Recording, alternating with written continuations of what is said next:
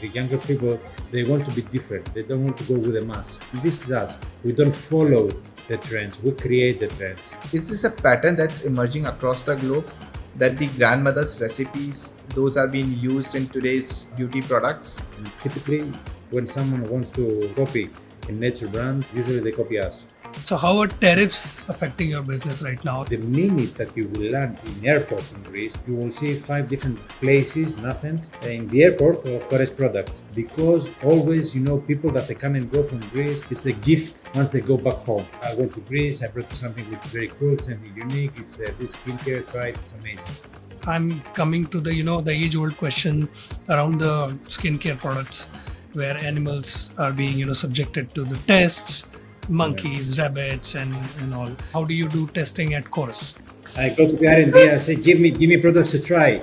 Let's see, we test ourselves. I'm the animal testing of the product. I've seen some of the perfume ads when I was growing up, fragrances that they were about attracting women. Like if you use this perfume, it attracts women. What is it that the emotion you would want to evoke when they see your product? Men typically retain more loyal. They don't do a lot of research before buying cosmetics in particular. Oh, woman. It's a difficult case, speaking about women. We need another episode. How we approach women in cosmetics.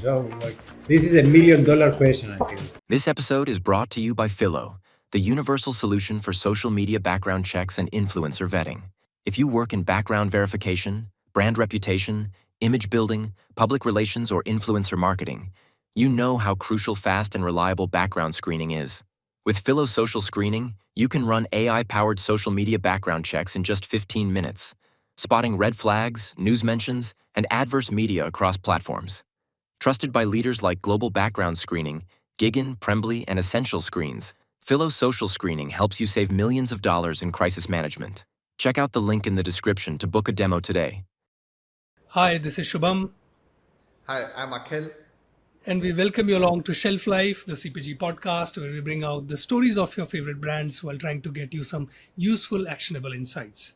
Our guest today is Konstantinos Papalexandris, or Kostas, as we're going to call him in today's episode. He's the Chief Business Officer at Korres. Kostas, welcome to ShelfLife. Thank you guys for the invitation. It's really a pleasure to be here with you. I have listened all your podcasts and I'm really excited to be here and share, some good discussion I hope with you today. Wonderful. Let's start on a personal note. Tell us about your personal journey. Please introduce yourself to our audience. Yes. Well, I've been in the cosmetics business for more than 20 years. I started my career from the French company L'Oréal in Greece, managing brands like Garnier, Soler, the sun care products. I have an experience in the mass market, but on the same time, I have quite an experience in what we call the dermocosmetic sectors, which is more about the pharmacy business and the cosmetics in business, working with brands like Bioderma, a French leader in the dermocosmetic business. And quite recently, for the last almost 4 years, I have joined Korres, the brand which I'm today representing in this podcast, and I'm happy to share with you our journey and what we have achieved, over the past few years. Kostas, tell us more about Korres. Who is your target customer at Korres? If you could describe them in detail, what does Korres does? Well, perfect. Yes. Korres is a brand which is founded from a pharmacist, George Korres himself. The story goes back 30 years ago, almost 30 years ago, from a small pharmacy in Greece. Today, we run the business in 52 countries. We have our own subsidiaries, which is, of course, in Greece, in Germany, in France, in the UK, in North America, in Brazil. So we have expanded, let's say, our whole strategy evolution, which we'll discuss afterwards. And we used to produce more than 1,000 products. I mean, in the cosmetic business, you name it, and we produce it. That was the case. 3 or 4 years in the past. We were, of course, experienced, and our strong background lies in the skincare business, in fragrances, in body care, in hair colorants, in sun care. So pretty much we cover all, let's say, the masstige segment in when it comes to the products. But now we try to be more focused in key categories which are booming, as the fragrances, for example, and in key, let's say, geographic locations. So overall, Korres is a Greek brand. Started from Greece. It's now in 52 countries. It's booming for the last years. Last year was the highest ever in terms of net sales and market share for the company. And we're very happy because we have so many news to share and expansion plans, and especially when it comes to key partnerships and geographic locations. So we feel like we're just in the beginning, So it's a very, very critical milestone for us reaching these 30 years before we move to the next, let's say, era of the company to go even more offensive and larger than we are today. So, Kostas, in case of skincare, as you said, like whatever product that might exist, you already had that. What differentiates you from other companies that exist? You mentioned that you started your career with L'Oréal. So, L'Oréal is another big company in similar category. What differentiates Korres from someone else? Or why should someone buy Korres product? Let's say, who is your audience? Okay. And as an audience, why should they buy your product compared to someone else? First of all, we're really proud about R&D and innovation. I mean, we take advantage of the Greek flora, which is very, very wealthy in Greece. Imagine that we have more than 500 endemic plants that we can use to produce cosmetics. This is actually our unique brand positioning. We are a brand which represents Greece, nature, and research. We capitalize what's in the Greek nature, and we are very, very lucky because we live in an environment, in a Mediterranean environment, where you can find a lot of plants that this region, this part of the world can provide you. And a simple example of that is that you can find, in our case, for example, the black pine, which is our key pillar category when it comes to the skincare. It's all the extracts and the ingredients that we take from this. We call it 5 different cycle approach that we can produce in this circle of Korres, that we can produce very, very high qualitative products from extracts of the black pine to the end consumer, and capitalize on this unique opportunity. We're very proud of the innovation that we carry. We're very proud of our quality, in particular in skincare. We feel like we have nothing to, let's say, to be jealous of large companies like L'Oréal or other big players in the market. Black pine is one example. Another example, a typical example for us, and pretty much it's a business case, it's the Greek yogurt.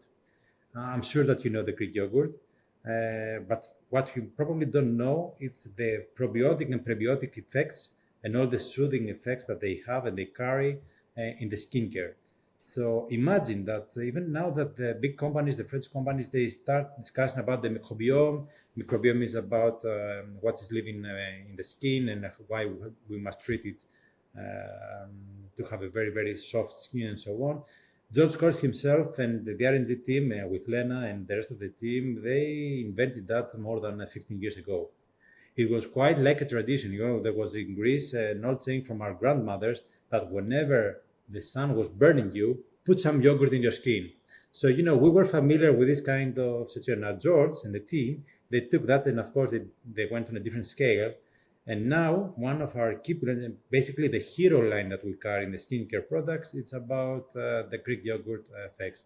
It's a line about discussing about the soothing effects of the skincare, how we deal with 9 different sensitivity signs. So it's something that you cannot find anywhere else in the world. We're quite unique on what we do. If one brand is about to claim the Greek yogurt effect, that's us. And it's very, very different, when you take something from the nature, from where you currently live, to put it in a jar, to make cosmetics, to compete with such high innovation versus big companies and so on. So we're very proud of it. And this is the main reason why the company has evolved around the globe, because of this unique storytelling of yogurt, in particularly in skincare. Okay, so who is your target customer? Is it women? Is it men? What's their age group? If we have to understand that, and how do you what decision they make when they look at Korres versus some other brand when they're looking at purchasing it. So who is your customer and how? We consider ourselves as a brand which is attractive for any kind of household because we produce shower gels. I mean, everybody's using shower gels, of course. However, the key, let's say, priority for us remains women at the age, I would say, 30 to 50. So this is our core target group. It's about women that they don't take, let's say, they know what they're buying. They're familiar with technologies. It's just not an interesting storytelling, that's it. But actually, they're looking for proven efficacy. And someone who buys Korres, and particularly in skincare, they buy efficacy, they buy results, they buy instant effects. So when it comes to skincare, that's the case.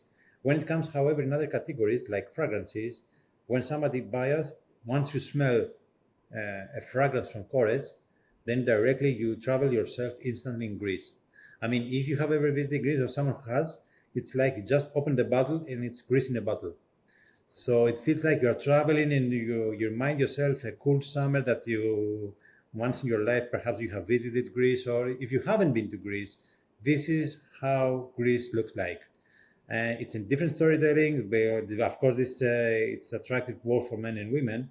But if we see our portfolio, when it comes about innovation, about proven efficacy, skincare is our core effect, and this is what you buy with us. But when you want to feel about Greece, when you feel about nature, buy our fragrances, buy our shower gels, and trust me, you will be like that instantly. Move yourself to a different environment, probably in a cool Greek island, drinking a pina colada and watching the sea and the sun. So this is what you can find in our fragrances. Sure. Nice. And how do you categorize yourself? Is it mass market product? Is it premium? Is it prestige? Where do We you categorize? we call it mastige. We call it mastige. So we Okay. call it mastige because it's in between the mass and let's say the more premium. Prestige. We consider ourselves as a value for money brand. So it's not very expensive. At the same time, it's not very cheap. We try also to respect our heritage. We try to respect this kind of innovation that we carry in our brands, but at the same time, we respect, the price position of the brand. And for that particular reason, we feel like we are an affordable brand, which for the value for money because of the technology that carries in our products, and that's why we want to be accessible pretty much to every household. This is what I tried to describe before. We want accessible to be everywhere in every household. That's our target, to put a Korres product in every household around the globe.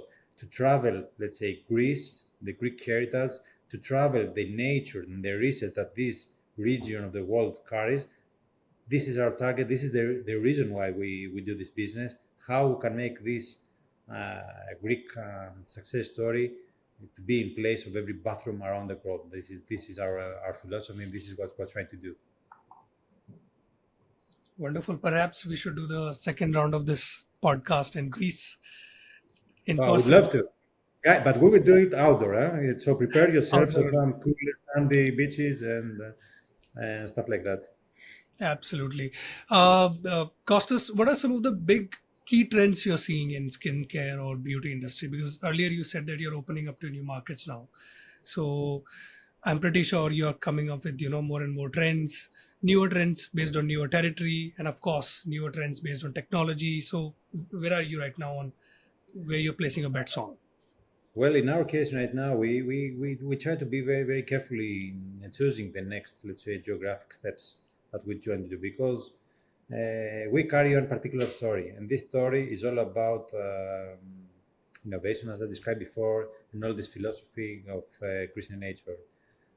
So for us, it's very important to see whether we have a gap in this kind of market, and we see this kind of gap. We see that the trends in the past was, let's say, focused around Western European countries or American brands that they have all the same speech. It's about the skin, about high technology, some very cool moleculars, but at the end of the day, you didn't know what they're actually representing, or you couldn't understand what's the actual benefit in your skin. So we try and we see this kind of trends.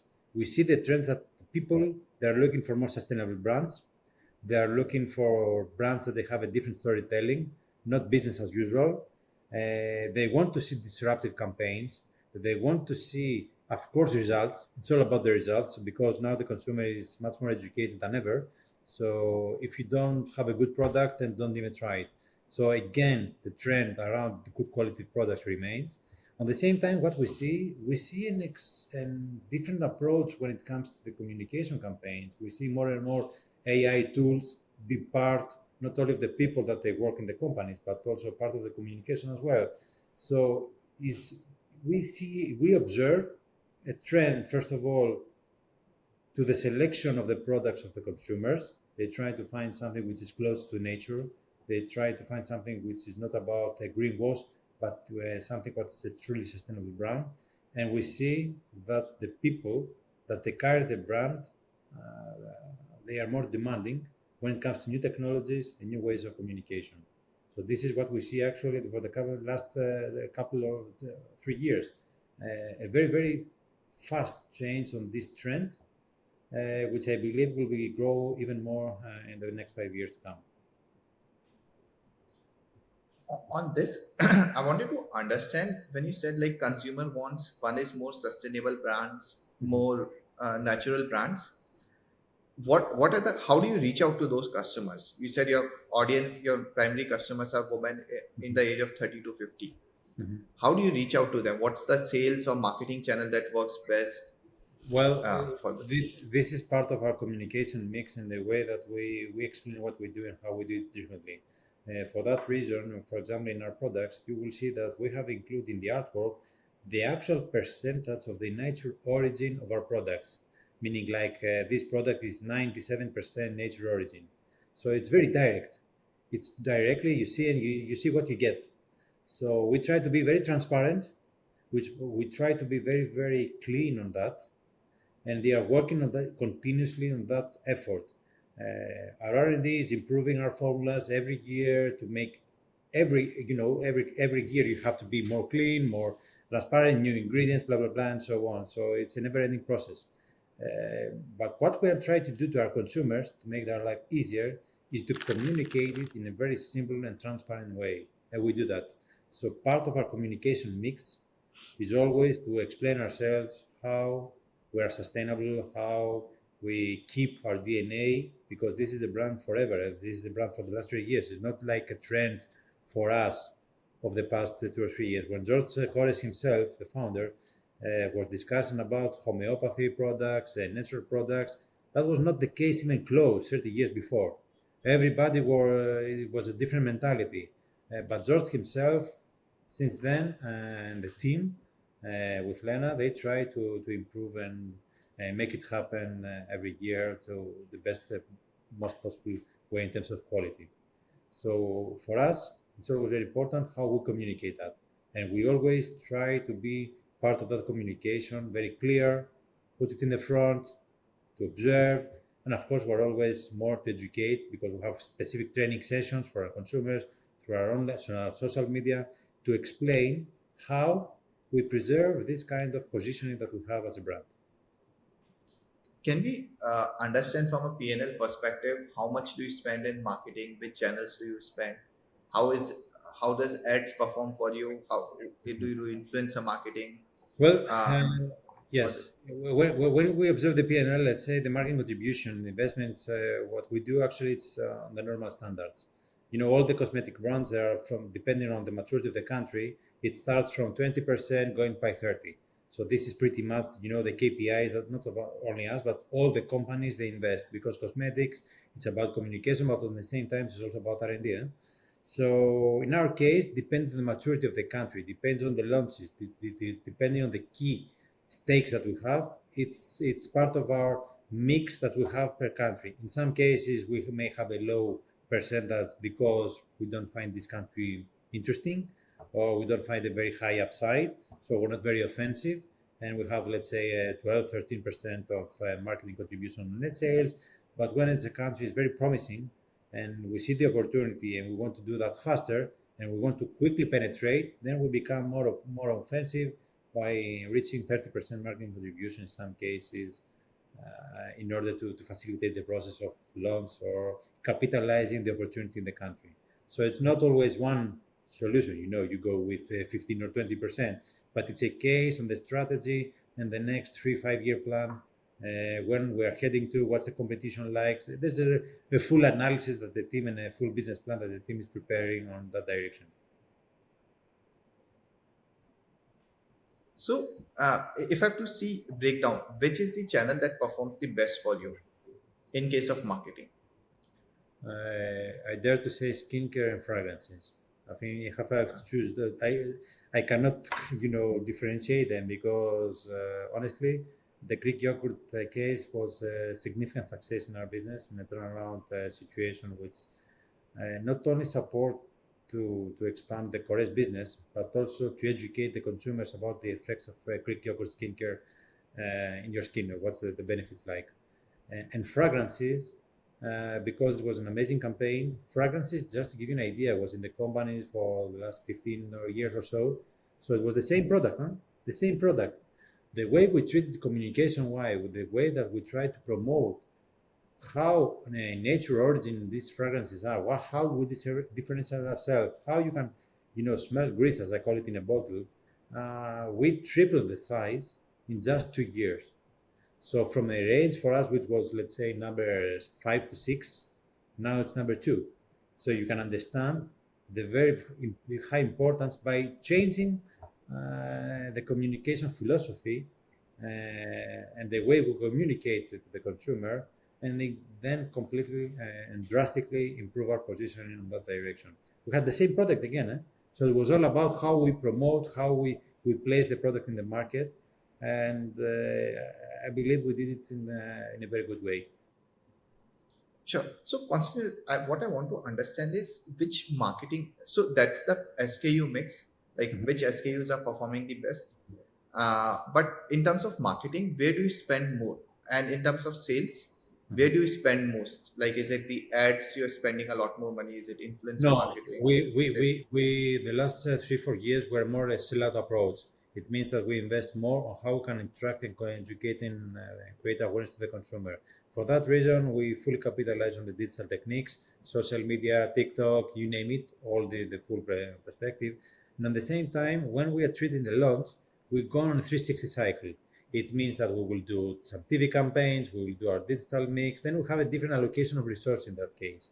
So for us, it's digital is key priority, of course, because as I said before, we're a brand that we try to attract new audience, younger consumers. So that's the tool to do that. So, but at the same time, when we want to penetrate and create awareness in some markets very, very fast, we use the TV channel techniques.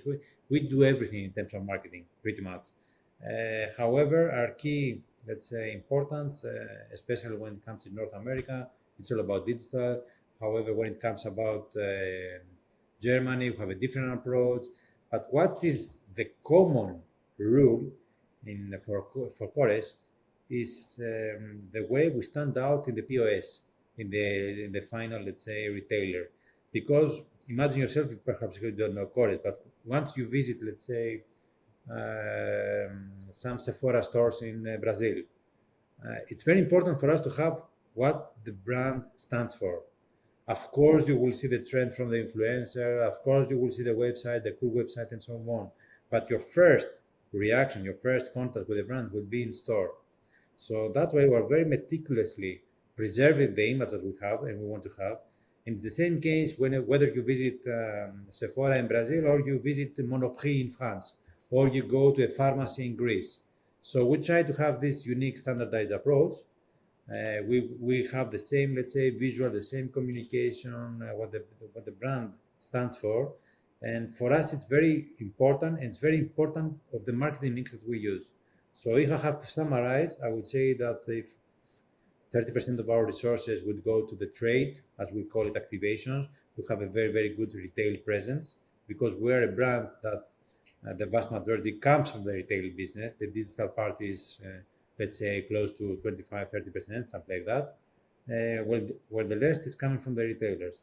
So for us, it's very important to allocate the resources based on that mix and try to have a balance between the image that we have both in the social media and the online channels, and at the same time in the retail physical presence.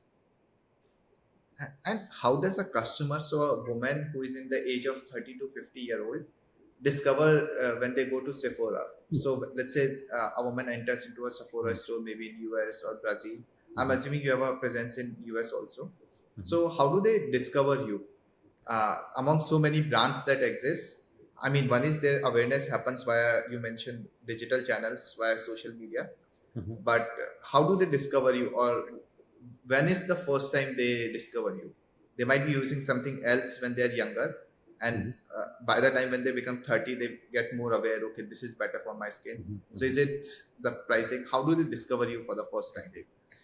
We are focused on a very specific consumer path, as we call it.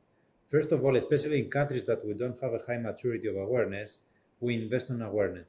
And the way to do that so is through our online and social media, especially TikTok, influencers, in this particular case. So the minute that you see something interesting, and trust me, when in Brazil, when you're in Australia, and you see Greek yogurt and the way they communicate and the effects, you instantly get curious. So then you're searching, where can I buy that? Where can I try that? So we try to induce trial and move these consumers, let's say, to Sephora or the Mecca retailer in Australia, or you name it.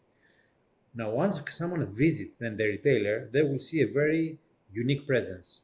They will see the Greek yogurt stand out, and at the same time, they will see the fragrances. So we will try to induce trial because we believe in our products. We believe in the first touch with our products.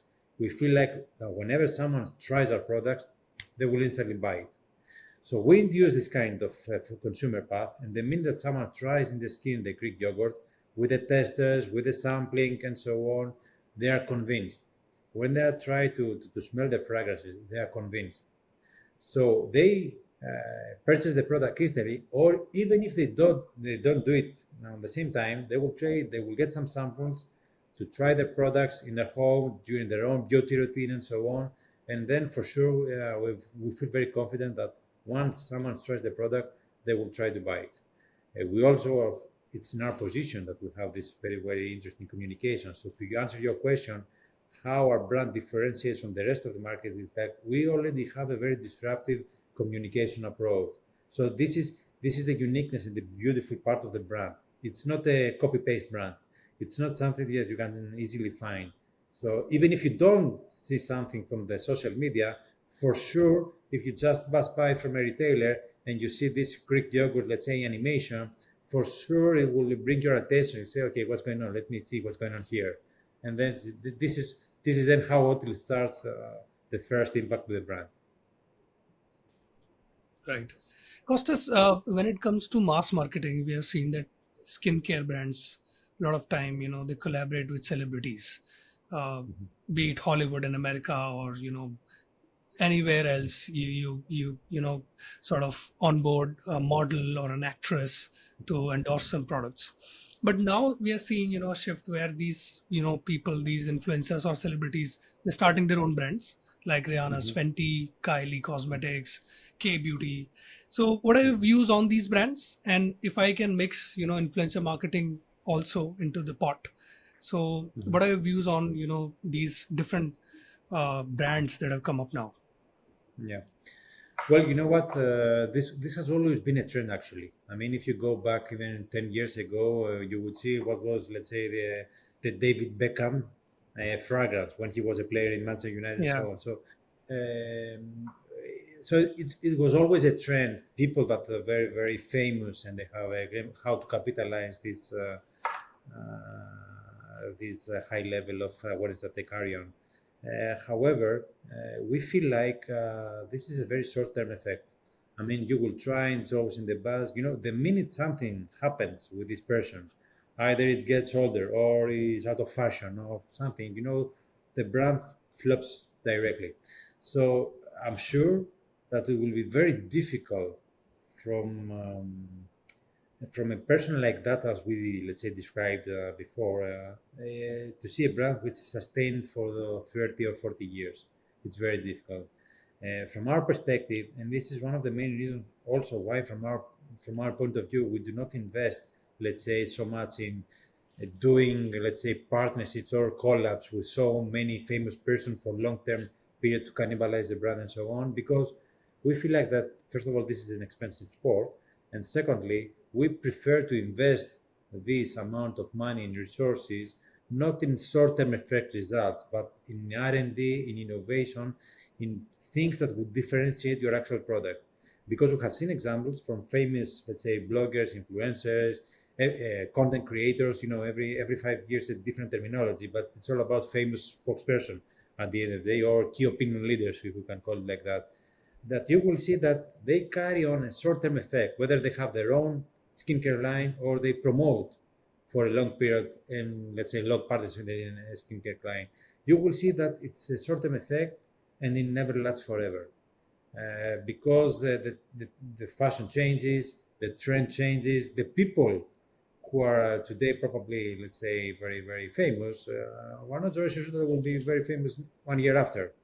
So it's a very fast process. It can go very fast upwards, but on the same time, it can really go very fast downwards once the product doesn't deliver what was promised.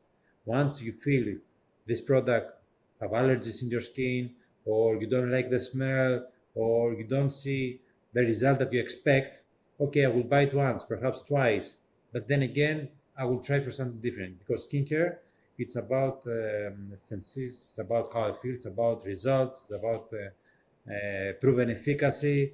And trust me, our consumers nowadays, and especially the younger audience, are much more educated than it was the case 5 years ago, when just a simple endorsement will do. It's not the case anymore. I mean, you have to be consistent, you have to be transparent, and you have to be competitive, because there are numerous brands out there, and you have to differentiate yourself to your full authentic storytelling.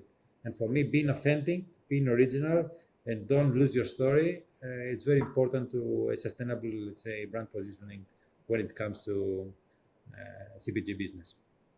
So, do you work with influencers at all, or is it all UGC content on TikTok? Yes. More. It's more the second case. We are talking more about content, but of course we do, and we collaborate with influencers, but we don't do it in a way that to put it out there and promote and red carpets and a lot of journals and so on. We share our products. We do that with everyone. We don't differentiate if let's say, the big influencers for the lower ones. We try to be accessible to everyone, and we share what we do. Now, if an influencer feels that what we do is very attractive, okay, of course we collaborate, but we will not be the brand to put tons of money to, let's say, a very famous influencer, and we say to them, okay, you do whatever you want with the brand. This is not us, and we don't work like that. Just one more, extension of the question I asked you. A young brand manager who might be, watching this and thinking of collaborating with an influencer or a celebrity. So we all know, like, Rihanna charges like $5 million for an Instagram post, or $1 million for a comment. So would you advise them to work with, like, what kind of brand should work, with a celebrity like that, or should they work at all, especially when they're young, starting as brand managers? Well, the question depends on the maturity of the brand, the size of the brand, and the target of the brand, the mission.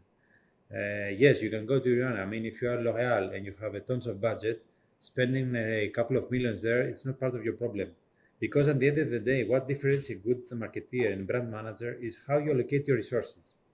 And to my understanding, if you are, let's say, in a smaller brand, and you have, let's say, 1 million to spend on marketing, put it in one person. It's not a good advice. I wouldn't recommend. But a good marketeer thinks of ideas, whether this come, how can I effectively allocate this 1 million of my marketing budget? What's the ROAS? And to my understanding, again, is that in marketing, you have to do a lot of things on the same time, but a lot of different touch points. A little bit of, let's say, influencers, a good presence in the retail business, some keywords. For sure you will need it, but is it better to go to Rihanna or to go to, let's say, 50 influencers, more affordable to have an expansion? So it's part of this discussion. It's part of what the brand stands, what they want to communicate, how do they feel. It's all about it's about exclusivity, it's about it's affordable. It depends on the brand. It's not like an easy answer, but to me, I wouldn't do it. Even when I was working for L'Oréal, it was not our approach, let's say, to go to one person, put all the money behind, and that's it. But it's a way how I can effectively allocate my marketing mix, do a lot of things together, manage my budget, and at the same time check the ROAS. I mean, what I spend, what's the investment behind? Did I get what I was expected? What's the target? This is the part that most marketeers forget, because it's all about awareness. And at the end of the day, many people don't check the market share. They don't check the actual investment behind. Because for sure, okay, you can do some kind of mistakes. Some put a lot of money in one influencer that it doesn't give you back the awareness or let's say the impression that you desire. So it's important to see and check and provide this kind of feedback, whether this kind of allocation resources were good enough, and if I would do it again, based on what I want to deliver, based on what's my mission, what's my brand, and if I want to be connected with the values of this person. So I hope I covered, to a young brand manager how they consider it. They will not find these answers in this life.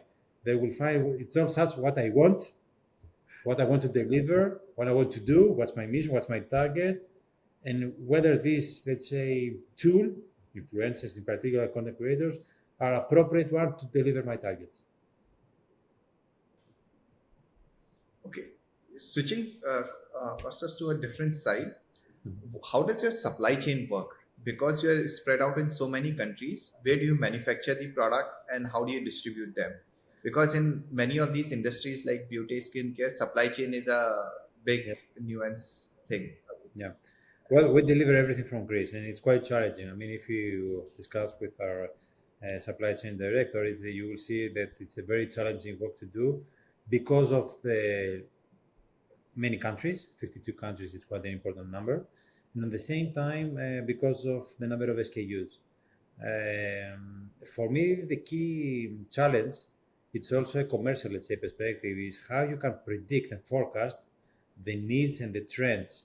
This is the key part, because a supply chain team, they have to at the same time retain a balance of the stocks, inventory level, especially for a brands like us that we produce everything. So it's not like we just, commercialize the products. It's very important to the supply chain team and the commercial team to work hand in hand and very close together and try to predict the trends. This is the most key. In a very, very fast changing environment, this is not always very easy. Yeah, for example, who could predict, let's say back then, the war in Ukraine and the effects in those supply chain process? Who can predict the tariffs with Donald Trump now? So, there are so many things going on globally that, trust me, you cannot predict everything for 52 countries. So you try to place the bets in the, let's say, what's important for the country, what's, let's say, more organically placed and less effective and less sensitive to this kind of changes. But then again, it's very challenging to try to be fully aligned with all the trends and all the ambitions and the launch plans and so on in 52 countries. Cosmetic business is a very quick, rapid business. Things change very drastically. The competition is on a very high level. You launch something, then another competitor one month afterwards they launch something differently. So it's a very fast paced, and you have to be concentrated in your strategy. You have to be focused. And honestly, what we also try to do is we try to preserve, let's say, the portfolio to less SKUs, perhaps even in less countries. I mean, opening a lot of countries always is not a good scenario. I mean, right now, if you ask me, I don't want any other new country to open. I'm good enough. 52 is good. I don't want 60. I don't want 70, because it's always gets more complicated and more difficult for our team to manage this kind of rapid growth and rapid expansion. So perhaps my advice to people to manage the trades is to remain focused in products and at the same time in countries, give them the air to breathe, give them the time to evolve the same, allocate the resources there, and not, let's say, go for quick and dirty solutions, which probably will make the supply chain process much more difficult than it already is. And do you manufacture from a fixed set of factories or like a single factory where all your products get manufactured, or is it like across different factories that happens? No. We do 90% of our, let's say, close to 90% of our production facilities. It's going to happen in Greece in one particular, let's say, factory. We have one of the biggest probably the biggest in Greece, and we are very happy about it. I mean, this is one of the competitive advantages, let's say, that we have in the specific sector. So yes, we do it everything. I mean, we capitalize the full opportunities that we have in the Greek region. So then supply chain shocks impact you less because it's a single factory and you don't have to move. And how does sampling and minis work? Because that's where the challenge starts coming in. Because you have to supply it globally. That's where I don't know how the margins impact. Because at the per SKU, a big product, the margins are better. But when you have to provide samples and minis, how does that happen? Samples and minis, they serve a different purpose. For example, if you want to be accessible in a press magazine and put a sachet, which is just 2 ml, because we are actually trying to reach a very, very large audience, then sachets is a good opportunity. But when it comes to discover the brand, 2 ml is not good enough. You need something what we call mini sizes, and pretty much our strategy is how we can induce cross-selling techniques. For us, it's very important. For example, if you take the Greek yogurt skincare and you try to see the effects, how we can create a proposal or a cross-sell, as we call it, to the consumer, how they can try also the sunscreen, which has the same active ingredient, which again comes from the Greek yogurt. So if the products of hydration, because it's about the Greek yogurt line, it's about hydration, it's about soothing effects and so on. But if you feel happy with the results that you get for hydration, then try the mini size of Greek yogurt sunscreen, because guess what? You can all have the same effects, but also protect yourself from the sun layers and so on. So for this kind of formats, we use these, let's say, smaller sizes, which usually are from 5 ml onwards. But again, in order not to mess up the supply chain process, we try to be focused in which strategic SKUs we want to promote and which can work together in terms of beauty routine. Because women, of course, they have the hydration cream, but also at the same time, especially in countries like Spain, like Italy, very, very sunny countries, they try to put also, they have to use also sunscreen. So we have a very nice protocol, a very nice beauty routine as a proposal to a consumer who's already satisfied by using our Greek yogurt ingredient. Trying to have a lot of sampling across, it's a nightmare. Don't do it. Try to avoid it, because it's a mess to manage all the small sizes across the portfolio. The advice is stay focused on the hero products and on the collaborative beauty routines. And do you manage all this with a software, or is it happens? Of course. We have all the internal CRMs to manage all the processes. Otherwise, I cannot imagine another way to do that. So, right. Kostas, are there any regions who are most, more sample sensitive? Do they need more sampling? Like one particular region where you have to send more samples, and where people are, looking for minis more. So, well, skincare and fragrances, you don't buy it unless you try it.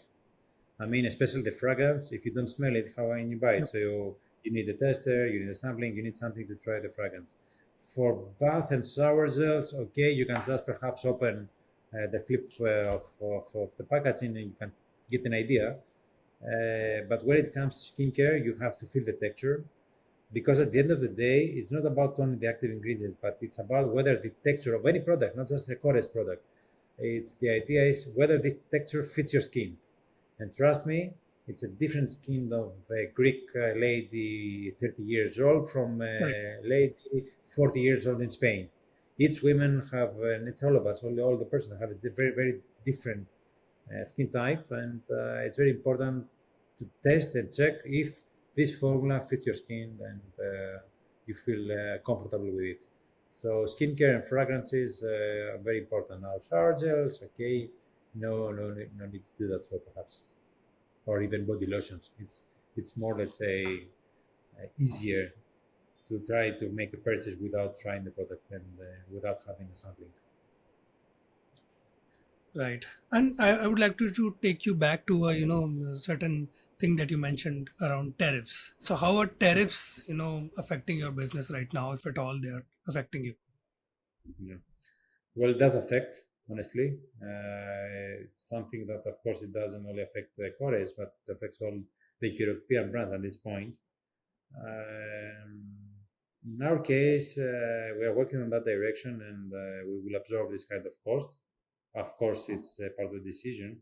However, what I feel like and what I observe with the competition is that all this tariff effect will go towards to high prices, especially for the US citizens. I mean, I have already seen a lot of companies increasing the prices quite a lot. So I'm not sure that whether this technique is very effective long-term wise. I think that the American citizen will have to pay more for some particular products.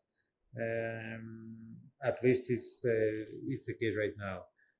The business world, what you prefer is you want to have some standards in order to understand how you can proceed, because otherwise it's a mess to try to predict, organize, plan yourself for next year and so on. I hope that eventually this, not only about the tariffs, but all this abnormality, let's say, that is worldwide right now, will take next year some kind of balance. And because products are getting expensive everywhere, we have very high inflation rates across not only US because of the tariffs, but also we have inflation rate because of the war and so on. So at some point, the consumers will be either more selective, or the price factor will become much more sensitive than it was in the past. So people will be ready to sacrifice perhaps some of the quality, or even, how they will have to adapt themselves as well, and retain no more loyal to brands that they used to buy for 2 and 3 years, and they were, buying particular products. They will try to find alternatives. So pricing factor will become more, let's say, important than it was in the past. Why does a user, you mentioned like a brand like L'Oreal, why would a customer decide to switch to Korres? One is they discover you at a retailer, but let's say you mentioned your customer segment generally lies in the women in the age of 30 to 50. I'm coming back to that. Let's say someone has already been using a particular brand for a certain time, a young girl who is like, I'm assuming women are a major market for you than men, because skincare generally have women as a larger market share. A young girl who has started using a product company like L'Oreal or some other product, L'Oréal, Estée Lauder, one of these bigger ones, why will they switch to Korres, and at what point? What's the switch? What's the transition that happens? Or do you capture them young, when they are very young, and that's where they start the journey, or do they make a switch? We prefer to catch them young, but it's because catching them at the age, it's usually more cost. It costs more. You have to put a lot of advertising, a lot of effort, and so on. So the simple reason is that, of course, you can find a lot of products, a lot of companies that they have wonderful products, perhaps even better than what we do. The simple reason why someone should buy is, as a personality, as a person. We're not a brand that's it's, let's say, an everyday brand for every people around the globe. We address ourselves to people that they want to find, especially on an international level, some people, some consumers that they want to find something unique, something different, something extraordinary, but at the same time it's affordable, it delivers what was promised, and it has some unique in the approach, the way we do things. And the way we do things is the way we produce, and our formulas, we produce our products, and the active ingredients we do. As I said again, we're very lucky coming from a country which has a very, very wealthy flora. This is not the case for many different countries. In Germany, there are just 8 endemic, let's say, plants that they can use for. You can imagine the difference. So I'm sure there are a lot of very good German brands. I know them myself, but they're doing things differently and on a different approach. And I'm sure that they have wonderful products. The way we do things is that we address ourselves to consumers, that they find something truly authentic, something original, something that they have their own DNA, which come from Greece, nature, and research, and someone who embraced the philosophy of George Korres himself, the founder, when he invented and he founded the brand 30 years ago in a small pharmacy. Brands that they deliver was from it, value for money, transparent in what they do, and always improving ourselves when it comes to R&D and innovation, when it comes to quality. So this is us. And again, is whether a consumer fits our values. I think we're a good proposal for them, and typically we see that the younger audience consider that the younger people, they want to be different. They don't want to go with the mass. They want to go to followers. So, and this is us. We don't follow the trends. We create the trends. And we have the R&D lab. We have our team in all the different factions to create the trends. And typically, when someone wants to, let's say, copy a nature brand, usually they copy us. So we feel like we are the leader in this particular sector in what we deliver, and we feel like we are very authentic, and we will stay on that direction because this is the DNA for us, and we're really proud for that. And Wonderful. with this, you mentioned that it's Greek, it's nature. So some of these aspects, does the does it have an impact? Greece has a smaller population, so the awareness, one is you can do it with marketing, but the awareness is a function of people who visit Greece or the Greek population going outside. Does that limit it? Because there's some countries like South Korea which are also known for their skincare, but they have generally been making people aware with they do their own export. Of Soft- movies Yeah. or a lot of TV Soft shows. power. Correct. Yeah, soft power. With their soft power, they've been able to grow. For sure, for sure. Well, again, we're lucky because in Greece every year there are more than 30 million tourists. So you can imagine year after year, the whole traffic and the philosophy that they can embrace when they visit Greece and they can see. And what we're trying to do is we're trying to capture these sentiments and put it in our products. You will see that in our packaging, you will see in our ingredients and so on. So it's a whole philosophy of how we can make feel all these people that we are very lucky to visit them every year and having a good time. Because honestly, we consider that if you feel, let's say, the essence of a Greek island, this is what we try to capture in our fragrances and want to get back on home. So we see tourists here in Greece that they buy a lot of products together because on the way back, they want to try and preserve this nice time that they have in Greece back home. So then the next question, I receive tons of emails from Canada, from you name the country, and they tell me, you know what, where can I find your products? Because I was in Greece, I tried blah, blah, blah, and so on. They're amazing products. I cannot find it in my country. Where can I find them? So this is a very typical example of what we feel and how we work. And this is happening for many, many years. So that's exactly why we feel we're very unique in what we do. Because it's at the end of the day, it's not about cosmetics, about the way we make the consumers feel. All this positive power, all this positive which come from the country, from the experience that we have, we want to continue this kind of feeling through our products. And that reason, it's not a blocking for us. It's not like a softening. Actually, it's a desire. It's an appetite. It's an appetite that we receive from many, many different countries across the regions. And actually, this is the way, very typical way, how we operate how we open new countries. We receive interest from key retailers, and they say to us, you know what, I'm this kind of big retailer in this country, and I have some consumers that they want your products, but I don't. How can we make some kind of partnership? And then we start elaborating, we create business plans, we check the opportunity, whether it fits our strategy or not. But we see the appetite of the world, around the world, of this unique lifestyle. It's quite unique. Of course, it's not for everyone. There is plenty of room for Korean brands, for Greek brands, Mediterranean brands, for French brands, for Scandinavian brands.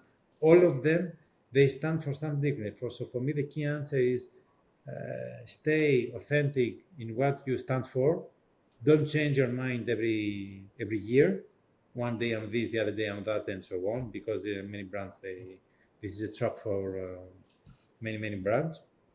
Stay consistent, and I'm sure that there are some kind of consumers around the globe that they fits your lifestyle, they fit your value, they understand, they appreciate what you do, and guess what? These are the loyal consumer along many years, and this is what we actually want to have. We don't want to be a brand for everyone and change and so on. We want to attract people that they share the same values with us, the same, let's say, vision, the same cultural aspiration, the same aspiration on cosmetics, and of course the same results, and keep them along the way. And we've done that. We have researches that we see that, especially in the big subsidiaries that we have, that we have a 97% loyalty rate. It means that people, they buy the brand for 3 consecutive Wow. years. So for us, the change is once you try us, you stay with us. So the challenge for us is how we can make you try our brand, come in store, feel the brand, test the brand, and for sure you will be part of the trip for many years. So then the tourism to Greece is also acts as a big top of the funnel awareness Yes, for you. yes, it's a nice vitrine, if I can call it like that. It's a very nice place to see the value. Well, you know what? If you visit Greece, there is no pharmacy, there is no beauty retail place that you will not find the largest space of Korres. And this happens for a reason. This happens for a reason. Of course, we have a lot of happy clients, we have a lot of happy consumers. And again, we see the minute that you will land in airport in Greece, just in airport, you will see 5 different places in Athens in the airport of Korres products. Because always, people that they come and go from Greece, it's a gift once they go back home. I went to Greece, I brought you something which is very cool, something unique. It's this skincare, try it, it's amazing. Or I brought you this fragrance. So we see this kind of pattern behavior, and we feel like this is a heritage for us and something that you cannot find easily to other brands like us. Do you think, because you mentioned Greece tourism has a great impact on your brand? I mean, people being associated with Greece. Do you think people, the countries which have larger population, let's say a country like China, would they have advantage in a skincare brand if they launch, because they have large diaspora that goes outside China? The domestic population is large. So leaving one is domestic population, but also there's a diaspora. Does that help? So if someone has to start a skincare brand, should a Chinese person start a skincare brand? Would they have an advantage? Well, doing business in China, it's quite complicated. We have seen all the numbers, we have seen the figures, we have seen all the, let's say, European brands and how they perform in China and so on. So, first of all, China is not, from the side of the company, not necessarily a profitable journey, especially in the beginning of creating the awareness. You need a tons of money to create awareness. The environment in China is very fast moving. The social shopping that they do, the digital, there's no other way. I mean, there is no, let's say, traditional retail model to capitalize on that. Of course, there are some important stores like Harmai, some places that you can be there in terms of reputation, or Sephora and so on. But the real game is on TikTok, on the Douyin, and all this kind of media, and Red Note, and so on. So for me, doing a step in China, it's a very important decision that someone can really consider. It's not about the brand perception. For me, the key decision is the business model, because you may have a wonderful brand, but a business model that cannot work. And guess what? Then you will ruin your brand heritage and you create a flop. And that's the case for many good brands happen in the past in the particular region. It's not an easy game. I feel like you need the solid player who knows how to play the game and adapt himself to the changes. In China, it's a different world before COVID and after COVID, especially in the beauty of cosmetics. And it's a different language that you can see. I'm not talking about Chinese, but about the perception of how I buy. What's the consumer path by purchasing product in China? What's the price effect, and how you can create a sustainable business. This is the tricky part for the Chinese business, to create a sustainable business, not to place your products. This is the easy part. You can place it, you can put some social media, you can invest tons of money, but if your brand doesn't, let's say, deliver 1 or 2 years, even the negative reviews can be a dead end for your brand for the next 10 years. So it's a very, very takes serious consideration how someone can approach the Chinese market. It's not an easy game. It's completely different the case of how it is to the rest of the world. But once you know how to play the game and you realize, then you can go very, very high on very high, let's say, figures. Not very profitable ones. The profitable level for a company is very low there. So that it means that it has to be a strong company who can, let's say, absorb in case of something doesn't go as planned. Otherwise, it could be very risky for the viability of the whole group. And we have seen that happening with other brands. We have seen that happening with other cases and other competitors, chasing, let's say, the Chinese dream, but not necessarily have, let's say, the basis to do that. So, In your case, which is your largest market?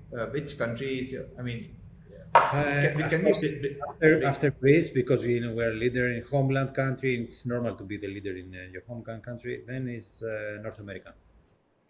Then it's North America, and then we come with France and Germany. These the key affiliates countries, which it's for most of the companies it's the same. Let's say a list, a top-down list when it comes to normality. So geographically speaking, our strategic, let's say, priority remains Europe. We still feel like we have a lot of room for improvement. Of course, our North American business is developing and growing very fast and very well, with different business models that what is operating in Europe. And we want to retain on that direction to keep improving our position in our market shares, as is the case for the last 3 years. Of course, there are opportunities in the Chinese market and so on. But as I said again, it feels like it's not a necessary step to do that now, at least with our own, let's say, power. But if we feel something that we have a very solid partner in the specific market, someone who we trust, we share the same values and so on, perhaps we consider also the opportunity. Because there is an opportunity, but as I said again, it's a very complicated and difficult game. Right. Kostas, you have mentioned Greek flora multiple times in the interview, but what about the fauna? I'm coming to the age-old question around the skincare products, where animals are being subjected to the tests, monkeys, rabbits, and all. So is this a common practice now in 2025, or is that a thing of past? And how do you do testing at Korres? We do testing in labs. We never did testing in animals on our side, and we never did. And we stay very persistent on that. And this is one of the main values that ever since the setup of the brand and the founding of the brand, we were very, very committed on that direction. It's again part of the discussion about greenwashing, the philosophy, what we use.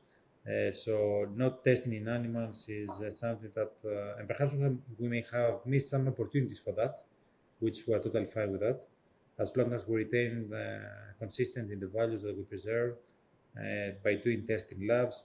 And trust me, we do a lot of testing labs. I mean, for every product which is about to get released in the market, there are minimum 100 tests in order to make sure that we have the quality desired, the smell, the texture, and so on, and it fits all the quality standards we have before we test and we put it out there in the market. So, and again, this is us. This is us, and we will never change that. Actually, we may become even more, let's say, thoughtful and more persistent on the quality standards, as we want to be quite unique in what we do. Okay, so no animal testing and elaborate and very elaborate testing that you do before it reaches a human being. Correct. Got it. Correct. So why I asked this question is, my question was essentially on technology. Now that we are getting into AI, of course, generative AI is on the part of marketing and sales.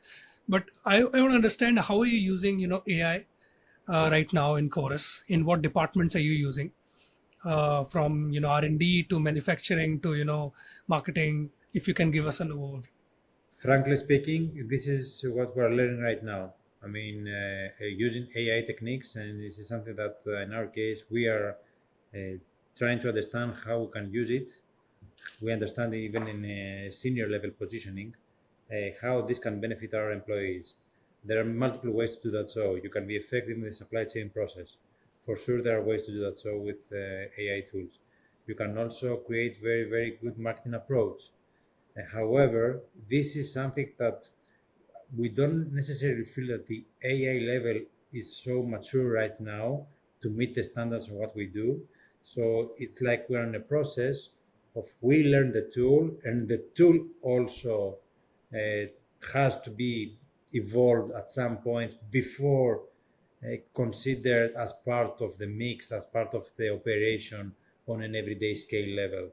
So we are in this, let's say, transformation or adaptation period, which I feel it will take a couple of years before we fully absorb the knowledge, but at the same time, the technology fills the standards and meet the standards that what we do currently right now. I mean, for sure, now a marketeer can go and say, I did it myself, huh? Just test it, and say, put me a Greek yogurt advertising. Okay, it was like 20 years ago, the advertising campaigns and proposal. Yes, I had a proposal. Does it fit my standards and my needs? No. So there is room for improvement then.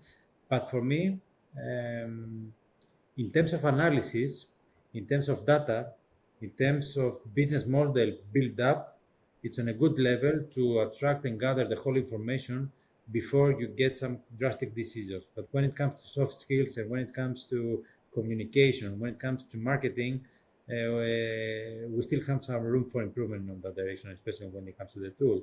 But gathering data and analysis, which is very important for our business and for our key decisions. It's a tool that we use drastically in the marketing department, in the business analysis department, in supply chains as well. So you mentioned you use AI. One is for creative generation. What you mentioned that you tried applying Greek yogurt on someone. So one is on the marketing side, creative generation. Another is data analysis, data forecasting to some extent. So in your supply chain aspects, you use AI. On marketing, creative generation, you use AI and analysis. And that's like a analysis function is where you use AI a lot. Yes, okay. In supply chain analysis, we use more the, let's say, the traditional tools so far, which is SAP and so on. So what all the large companies like us, especially the ones that they make local productions, they use.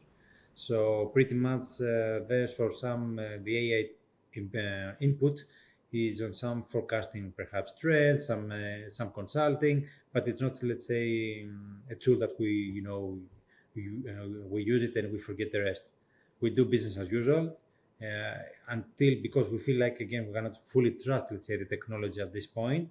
But at the same time, we try to see whether it fits, whether it's correct. We observe a few, let's say, mistakes, or if I can call it like that. So again, it's a process how the tool learns us and we learn the tool. But at the same time, we fully trust the way we operate it, the way we do. And we try also to learn how we can adapt this in our everyday life and in our normality. And I think this is the case for most of the companies on our sides that they do. Now, all the companies are trying to understand in terms of operation how they can rely on. I don't feel, because I speak and I interact with a lot of companies, it doesn't feel that all the people now today 100% they can rely on. But of course, they consult the tool, they see, they observe, they interact, and then the person, they decide whether to absorb this kind of information and put it in the everyday business or not. And where all do you think, so as with the technology evolve and the industry will evolve, where do you see AI being used more in consumer companies or CPG companies? I think the more the algorithm, let's say, the platform is educated and is absorbing more information, the more sophisticated it will become for many different needs. Honestly, I feel that in terms of design, perhaps, in terms of operation for sure, in terms of gathering marketing data and so on, it will be the primary tool for someone.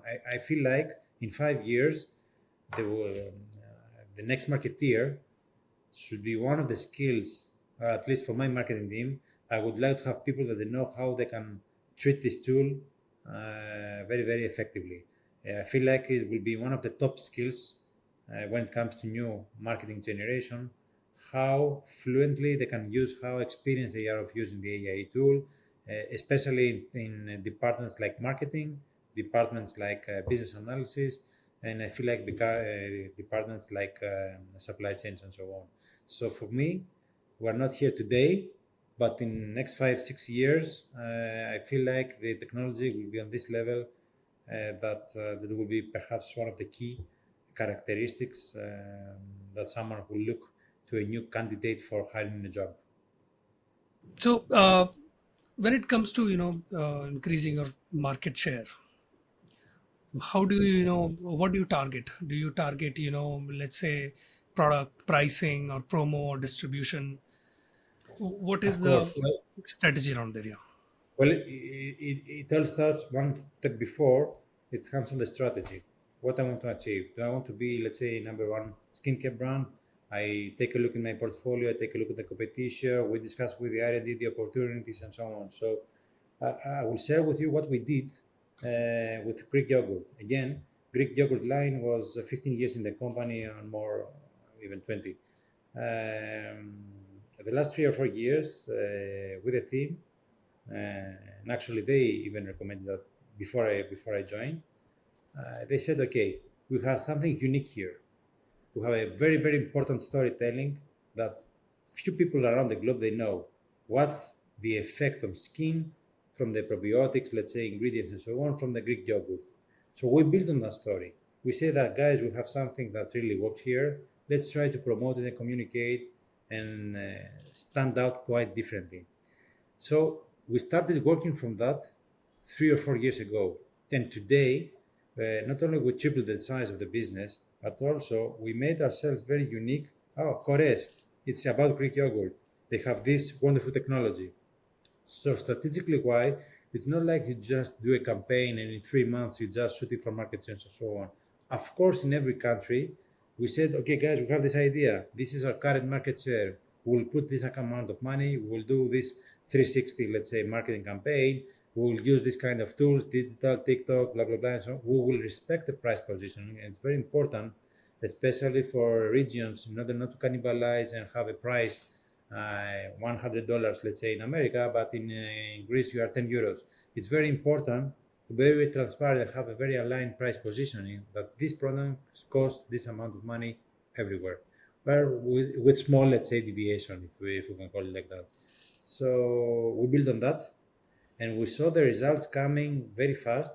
But now, not only we see the market share increasing, which is the case, we see the brand equity increasing.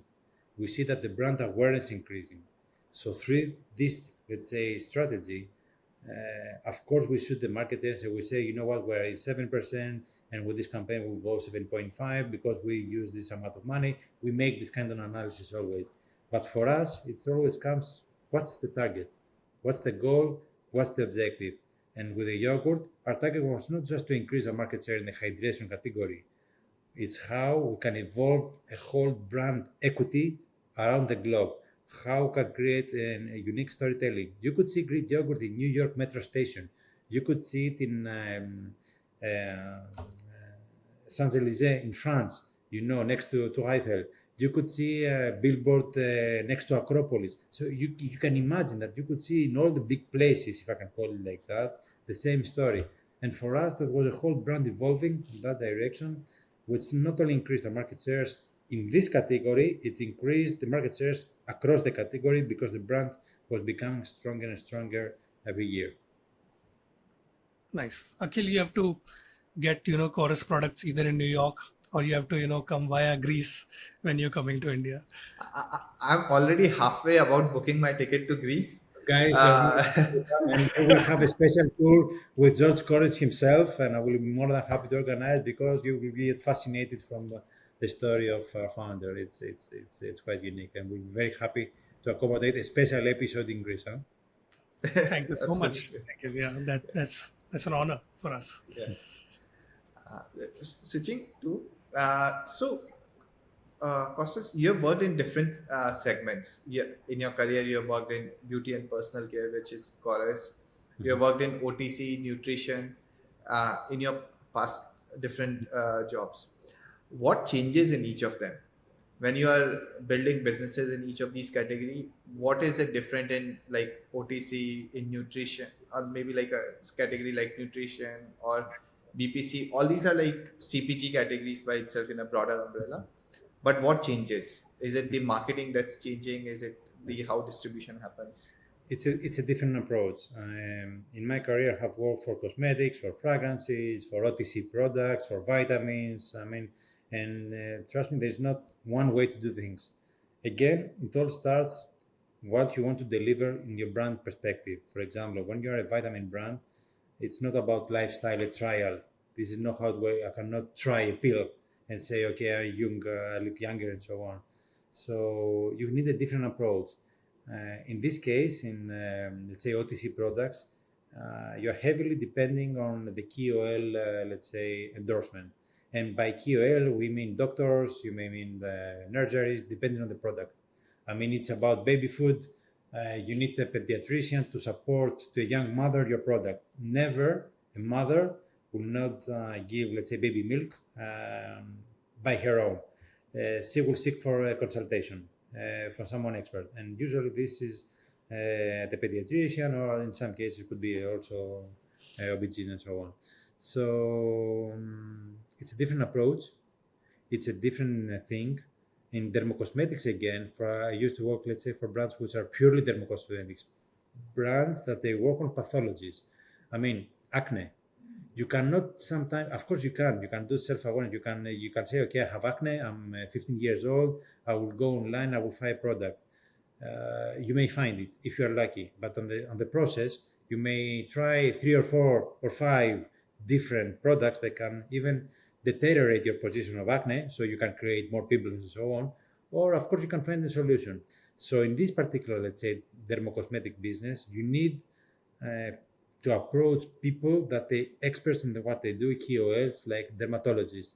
So a dermatologist can subscribe or push for your product and say, you know what, yeah, get this acne treatment because it's very good for you, and if you use it for 1 month, you will have this positive effect and so on. So again, it depends what the brand stands for. In another case in my life, for example, I used to have a cabin treatment brand. So cabin treatment is about how you make me feel. It means that there's a whole philosophy. I enter in a spa, or I enter, let's say, in a cabin treatment philosophy. We apply some protocols in the skin or the body. So it means that I'm not buying your products per se, but I'm buying your experience. Do you make me feel unique? Did I like your product? And then if I feel very, let's say, safe and happy with the experience that you offer me, then in order to retain this kind of feeling, I will purchase your products to do this kind of routines and protocol back home alone. So it all starts with the brands. It all starts what you want to deliver. It all starts where you position yourself, how you want to be perceived and in the whole environment, and then you apply accordingly to this environment which fits your needs and your consumer. Wherever your consumer lies, you have to be there. But always, yes, it's a different approach versus the CPG. It's a very, very different approach. Well, the more science, let's say, is in your product, the more pathologies, whatever these pathologies are, acne, atopy, redness in, sensitivity skins and so on. It's a different approach that probably the KOL is very important for your strategy. So basically, it's the key opinion leader in each of these industries we have to get in. Yeah. So it is, let's say, in case of nutrition, it would be the key opinion leaders would be like doctors. In case of beauty and personal care, it might be maybe Beauticians and all. Yeah. beauticians. Yes, but you know what, Ahil? The key challenge there is how your marketing team can persuade the KOL to push for your product. And for that, you need studies, clinical studies, you need researches, you need bibliography. Very important to persuade someone to promote you. Otherwise, they will not do it. I mean, why bother? If they don't feel that your product can do the job, they will never do. So again, it's very important to have a product that it delivers what was promised. You have to explain what's, let's say, the benefit at the end of the day that I get from your vitamins. Do I look younger? Do I look more shiny? Do I look healthier? Whatever. And it's so easy, sometimes to persuade a doctor or a key opinion leader to prescribe your product.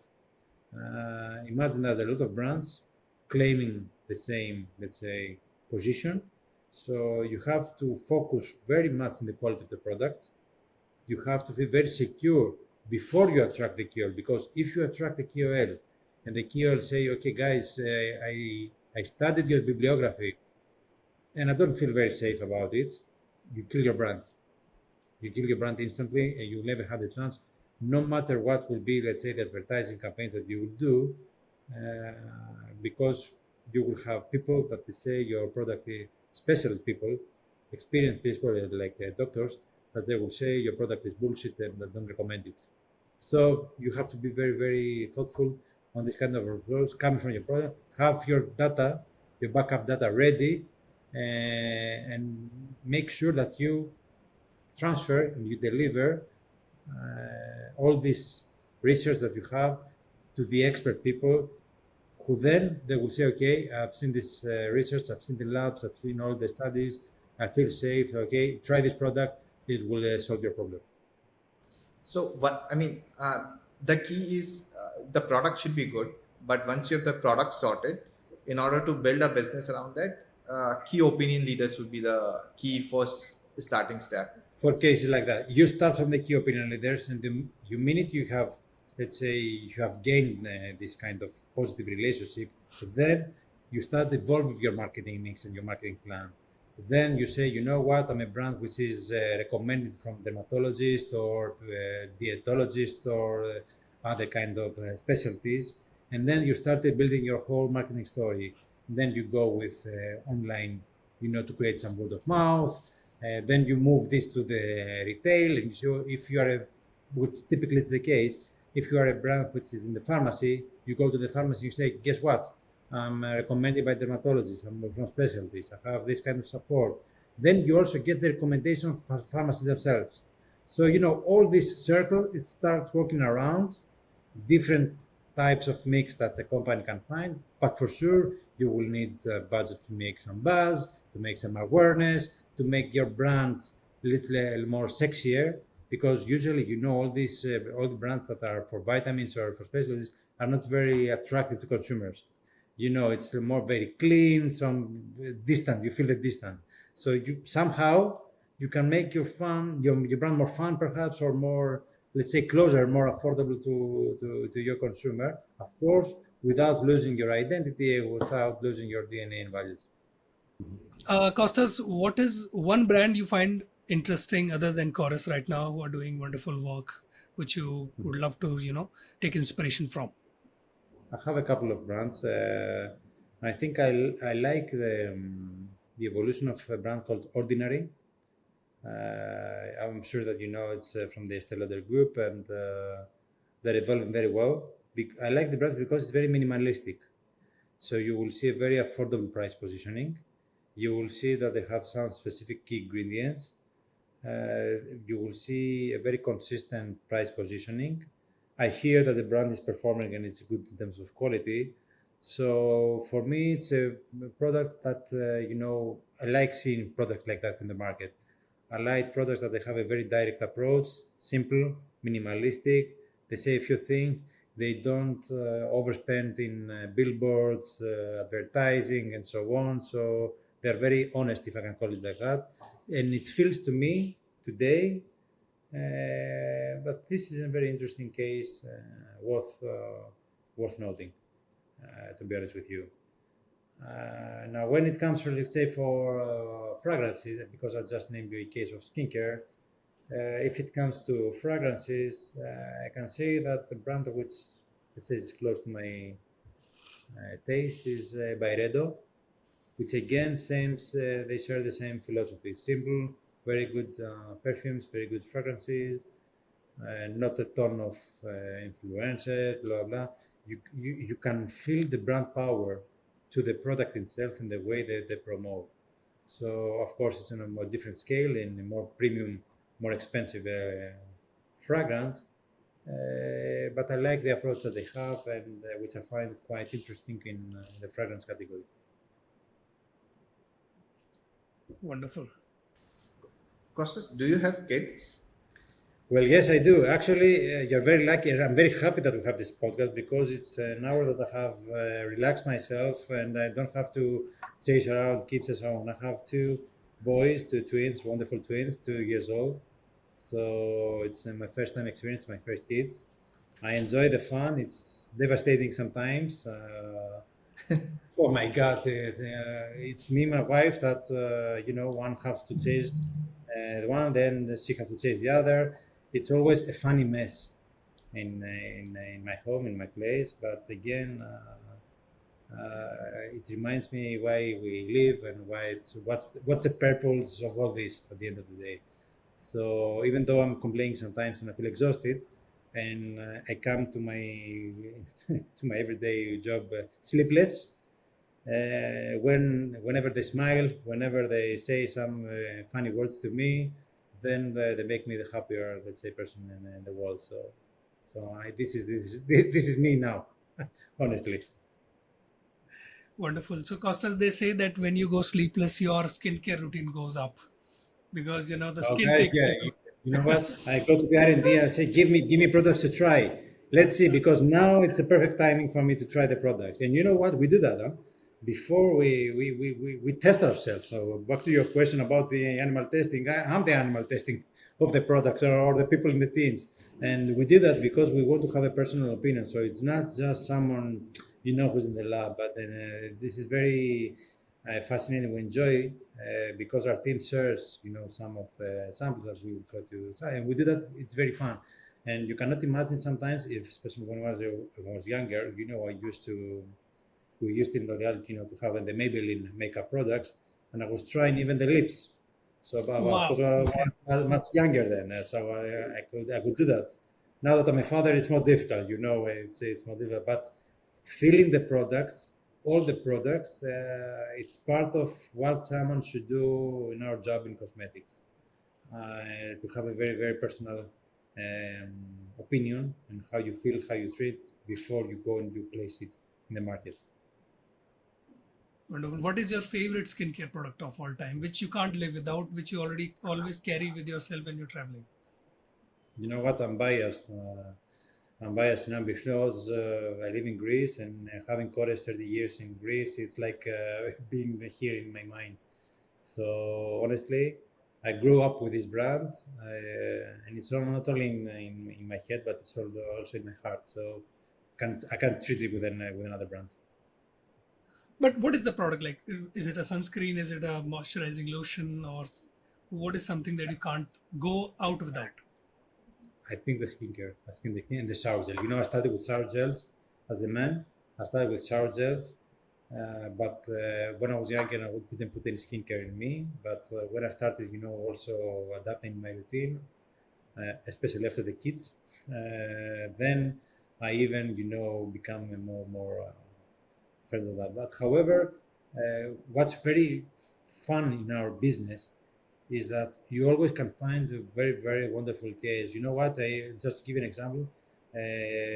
Another brand that comes from from the other part side of the world, which is called Kozarex. It comes from the K Beauty and so on. I think this brand also, it's very unique. It's becoming very important in terms of quality brand. So what I'm trying to say, you can always find nice brands. So it's not which is the best brand. There's no best brand. It's the brands that fits your current lifestyle, your current needs, and some brands they have taken, let's say, especially in men, which are more loyal to perfume fragrances. Usually, typically men, once they buy a fragrance, they use it for 5 years, 6 years. They're Yeah. not the persons, the consumers that they change habits very often, as it's the case of women. Women try to try the products they always seek for the best. It's a different pattern behavior.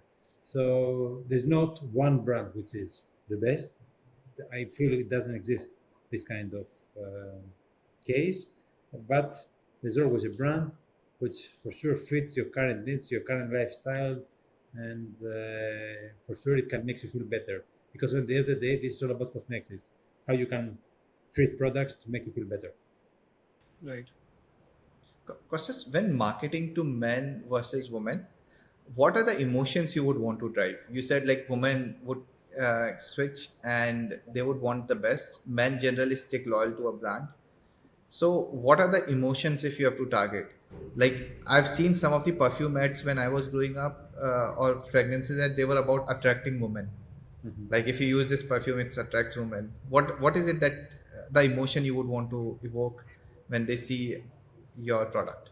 Achille, the consumer behavior of men is quite different than that of women. Women are much more sophisticated and they elaborate much more than men do. Actually, it's easier, first of all, to find a man. You just put an advertising in sports and that's it. It's very simple. You don't need to go to many different press magazines, websites, bloggers, influencers. You Yeah. just go to one famous soccer player, one famous website, one famous thing. That's it. And what's important about men is that they always consider not only what they buy but the cost of it, which sometimes is not the case for women. I mean, the price sensitivity is very different from men to women, and also the loyalty towards brand. Men typically may retain more loyal.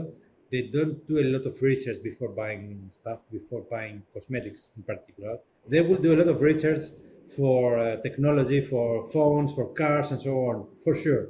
For cosmetics, for salts, for fragrances, they will not spend so much time. I mean, if they find it in front of them on a good price and they smell it and they buy it, they will buy it. As simple as that. Or if they see in a big stadium, try some products and they like it, and the next day they will seek for it to buy it. Women, they will seek for advice, they will seek the price, they will check the price. There are many different things in that direction. But you mentioned about men if they like the fragrance. But before you make them reach towards fragrance on a digital medium, when you are showing your product, you can't make them feel the fragrance. How do you make that? What's that emotion that you are evoking under there? Typically, we have a story about the specific name and about the fragrance. I mean, Sikinos, we have a fragrance called Sikinos. Now, Sikinos is an island in Greece, so it depends on the content that you create in that direction, how you can make sentiments and explain them what they feel. So we try to adapt in the specific product and what it delivers and what it tries to explain and differentiate. So it's not like one method. It's actually about what's the product, what's the story behind, and who do we want to attract. So we build on that, and we try to create sentiments. We try to create this experience, and not just say, you know what, we have this fragrance, we have this percent of natural origin, this first smell, ginger, and whatsoever. We try to create memories. We try to create experience. We try to create sentiments. Because at the end of the day, this is again what they're looking for, the consumers. This is the content that they feel more attached to, not just about explaining what the product does and what it carries in terms of technology and active ingredients. Everybody's doing that. You have to differentiate your storytelling, and you have to adapt it in specific type of consumer that you would like to attract. And what is something similar you would do? So for men, you mentioned that it's the emotion that they visited this particular island that shows that. What about women? What's the similar kind of emotion you like to evoke in women when you are marketing to women or when you're trying to pitch to women? Oh, woman. It's a difficult case. Speaking about women, we need another episode. how we approach women in cosmetics. So, like, this is $1 million question, I feel. So there's no simple answer. We don't differentiate. We say women. We say about skin. We discuss about skin types. So it's not again a discussion of age. It's not a discussion of sexuality. If I'm a female, or it's a question about skin needs and lifestyle. So if I am a woman who is on the city, on the go, I need something that, because I dehydrate myself very, very fast. Also the lifestyle for me, because I live in Greece, it's full of sun. So I need a product which keeps me hydrated, but on the same time, it can provide me some protection. And you know what? I would like to have it on a gadget, let's say, because I put it in my purse, because I'm on the go. So again, it's not a type of sexuality, how I can create and attract these women. It's a question how I can treat your skin under your lifestyle to the specific, let's say, on the conditions that we live in. So this is what we want to address. We don't care about, let's say, the age, or we never mention the age, that, you know what, this product is for 40 years old, because you can see typically a skin which could be 30 years older women, but they have the same skin needs as someone who's at 40s. So we try to treat and answer and cover the skin needs and the lifestyle and the packaging on that direction, who fits the whole, let's say, the whole position of the consumer. And we try to avoid say, you know, about women. We focus on that direction, how can create some value to your needs, and how can answer your needs, whether you're a woman or whatever kind of sexuality. You know what? Interesting enough, we have men using what's considered, let's say, women products like anti-aging. I'm using it. I mean, it's considered anti-aging. The typical stereotype is that the women using, well, you know what? Guess what? I'm using anti-aging. I'm a man. I'm in my 40s, and I use it. Trust me, we don't have a campaign for men 40s anti-aging on black pines. So it's again about the skin type and the needs of a particular skin. Wonderful. Kostas, what is the next hero product that is coming out of Korres? You know what? We are very proud about. We are about to make a very nice reformulation in Greek yogurt, which would take on a higher level the innovation of the product, which will give a whole breakthrough approach, which could be prescribed even from dermatologists. So we're working in that direction. We try to imagine the technology behind this product, because again, I said, our R&D team, they remain curious. They remain very, very adaptive to the current, let's say, trends of the technologies. So we will have some breakthrough news to the new reformulation of Greek yogurt, which will bring the technology of the franchise to a whole different level. It's a game changer, and we're very happy that we will see the next couple of months evolving around the globe. Wonderful. I will give you a hint. Yeah. Prepare for some smart yogurt. I'm just saying that. Smart yogurt. By smart, you understand about technology and stuff like that. So it will not be about Greek yogurt, but keep the word smart yogurt, and you will see it buzzing around a lot the next month. Okay, wonderful. We'll keep an eye on that. In the Papalexandris household, who gives the better skincare advice, you or your wife? First of all, it's my mother-in-law, then is my wife, and then it's me.